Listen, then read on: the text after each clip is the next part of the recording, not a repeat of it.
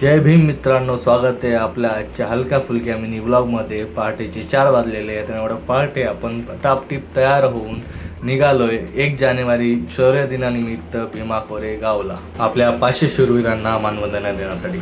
चला तर मग सुरू करूया आजच्या प्रवासाला. मित्रांनी कॉल केला 5 मिनिटात येतो म्हणून मी खाली उतरलो, पण गेले अर्धा तास झाला तरी ते काही आलेले नाही. फायनली मित्र आलेले आहेत मला इथे घ्यायला. गोरख, संकेत आणि बाकी मित्र गाडीमध्ये बसलेले. एक गाडी अवेलेबल झाली आहे इकडे, त्यामध्ये गोरख, संकेत भाई आपल्याला घ्यायला आले तिकडं. पण प्रॉब्लेम असा की गाडी ऑलरेडी फुल आहे. आपली जी ॲक्च्युअल गाडी आहे ती मागं राहिली आहे आणि त्याचा ड्रायव्हर काय अजून आलेला नाही. काही वेळातच दुसरी गाडीसुद्धा आली, त्यामध्ये सामानाची अरेंजमेंट होत होती. तोपर्यंत आपले के भाई गाडीला झेंडा लावून घेत होते. घनसोलीमध्ये आता एका मित्राला घ्यायला आलो. असं पिकअप करत करत एका मित्राला घेऊन आम्ही पुढे चाललो. गाडीमध्ये सर्वजण व्लॉगर बनण्याचा प्रयत्न करत होते. फायनली एका मित्राने मनावर घेतला आणि व्लॉगिंग चालू केली. तर मित्रांनो, आज आहे वर्षाचा पहिला दिवस. आम्ही सर्व चालले आहोत 500 वीरांना मानवंदना देण्यासाठी भीमा कोरेगाव इथे. बघू शकता सर्वांमध्ये खूप असा उत्साह निर्माण झालेला आहे. तर भेटूया थोड्या वेळाने. पुढे गेल्यावर आम्ही तुम्हाला दाखवतो आम्ही काय काय एन्जॉय करणार आहोत ते. धन्यवाद. जय भीम. जय भीम. जय भीम. फायनली थोडं रेससाठी आम्ही इथं थांबलेलो आहे.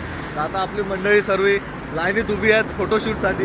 बाहेर फोटोशूटसाठी घोषणा देण्यासाठी थांबलेलो आहे. आता आपण घोषणा देणार आहोत. हे बघा, बाबासाहेब आंबेडकरांचा विजय असो,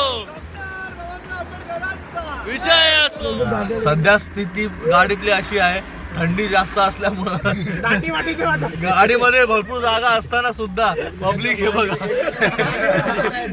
चिपकून बसतात. कारण एकच, थंडी भरपूर आहे. त्यातल्या त्या सकाळी पाऊस भरपूर पडलाय. वर्षाच्या पहिल्याच दिवशी, बरोबर ना, सुरुवातीलाच पहिल्याच दिवशी पाऊस सुरू झालेला आहे आणि म्हणून थंडी भरपूर वाटते. हे बघा, मागं पूर्ण मोकळी जागा असताना सुद्धा चिपकून बसायची हौस. ऑन द वे असतील त्यांना छत्री. इथे चहा पिण्यासाठी आता थांबलोय सध्या. लेमन टी पितोय. Richness lemon T.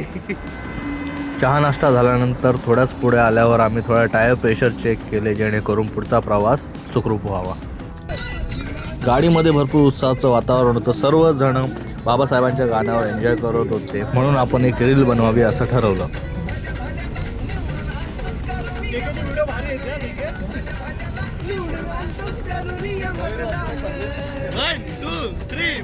बाबासाहेबांना दिले, बाबासाहेबांना, बाबासाहेबांना दिले, बाबासाहेबांना, बाबासाहेबांना दिले, बाबासाहेबांना.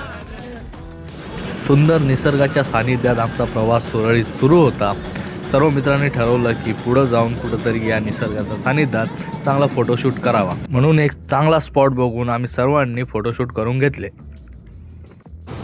आमच्यापैकी एका मित्राची फॅमिली पुण्याला राहत असल्या कारणाने आम्हाला तेथे चहा पाण्यासाठी इन्व्हाइट केले गेले.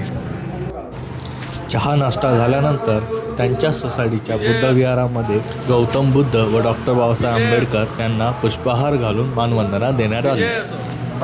त्यानंतर बुद्धवंदना घेऊन मिळालेल्या सन्मानाबद्दल 2 शब्द बोलून गोरखने आभार व्यक्त केले. पुढचा प्रवास करत असतानाच छत्रपती संभाजी महाराजांच्या स्मारकाला वंदन करून आम्ही पुढे निघालो. तब्बल 6-7 तासाच्या प्रवासानंतर आम्ही फायनली लोकेशनला पोहोचलो आणि आमची गाडी व्यवस्थितरित्या पार्क करून घेतली. पार्किंगपासून विजयस्तंभाचा प्रवास अजूनही 5 ते 7 किलोमीटरचा होता आणि इथून पुढचा प्रवास प्रशासनाच्या बसमध्ये होणार होता. म्हणून आम्ही बाबासाहेबांचा जयघोष करत पुढच्या प्रवासाची वाट बघू लागलो. अगदी काहीच अंतर पुढे गेल्यानंतर बसमधून आम्हाला उतरवण्यात आलं, हे सांगून की गर्दी खूप जास्त वाढली असल्या कारणाने आम्हाला बस पुढे नेता येणार नाही. झालेल्या गैरसोयीमुळे जमलेल्या अनुयायांनी प्रशासकीय अधिकाऱ्यांपुढे नाराजी व्यक्त केली. पण परिस्थिती पुढे अद्भुत असलेले अधिकारी पाहून आम्ही पुढे चालत जाण्याचा निर्णय घेतला. भर उन्हात 7-8 किलोमीटर चालत जाणे म्हणजे कठीणच, पण थांबेल तो भीम सैनिक कसा. म्हणून कधी नाचत का तर कधी पोटाला थंड प्यायचा आधार देत आम्ही प्रवास चालूच ठेवला.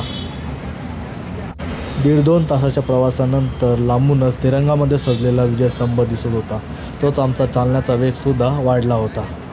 एंट्री करताना ही गर्दी पाहून मनात प्रश्न पडला की हे सगळं का आणि कशासाठी. पण उत्तर म्हणून बाबासाहेबांचं एक वाक्य आठवलं, जो इतिहास विसरतो तो इतिहास घडवू शकत नाही.